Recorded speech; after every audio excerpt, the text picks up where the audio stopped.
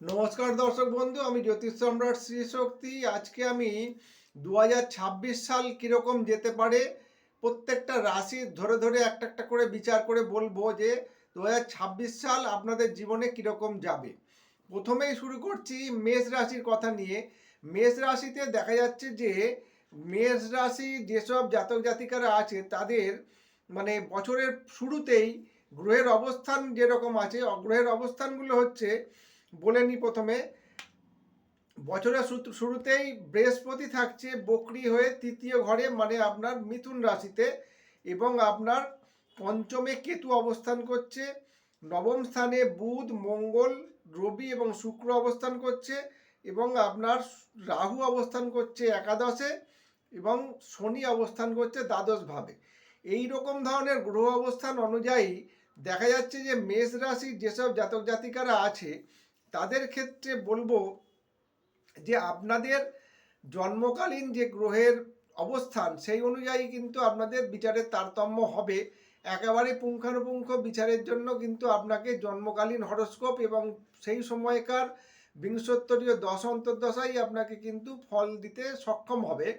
এটা যেটা আমরা রাশিফল বিচার করি, এটা একটা সংক্ষিপ্ত বিচার, এটা থেকে পুরোটা আপনার নাও মিলতে পারে। এবারে আপনাদেরকে যেটা বলছি যে যেহেতু আপনার জন্মকালীন গ্রহ অবস্থান যা আছে তা আছে, কিন্তু বছরের শুরুতেই দেখা যাচ্ছে যে মেষ রাশির অধিপতি মঙ্গল গ্রহ বুধ, মঙ্গল, রবি এবং শুক্র গ্রহ হয়ে একসঙ্গে হয়ে নবম স্থানে অবস্থান করছে।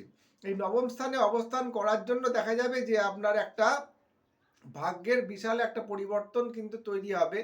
কিন্তু তার মধ্যেও আপনার কিন্তু শনির সাড়ে সাথী চলছে, এটা আপনাকে মাথায় রাখতে হবে। আপনি যে কাজই করুন না কেন সেই কাজে কিন্তু সম্পূর্ণভাবে প্রথম দিকটায় খুবই বাধা থাকবে, তারপরে গিয়ে কিন্তু আপনি সাফল্য লাভ করবেন।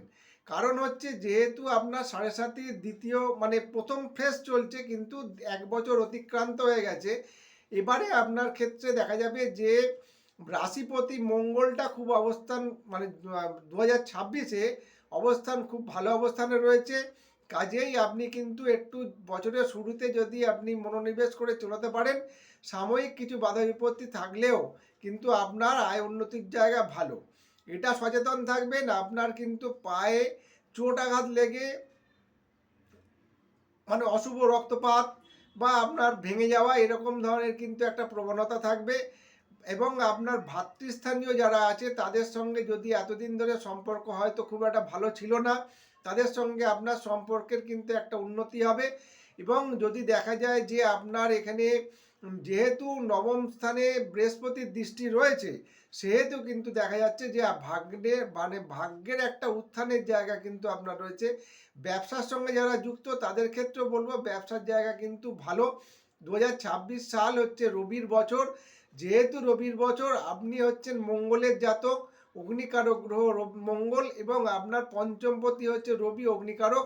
কাজেই আপনার যেহেতু রাশি অধিপতি এবং আপনার বছরের যে অধিপতি গ্রহ যেহেতু আপনাদের মিল আছে, তাই আপনাদেরকে বলবো মেষ রাশি জাতক জাতিকাদের কিন্তু বছরটা সার্বিক ক্ষেত্রে ভালোই বলা চলে।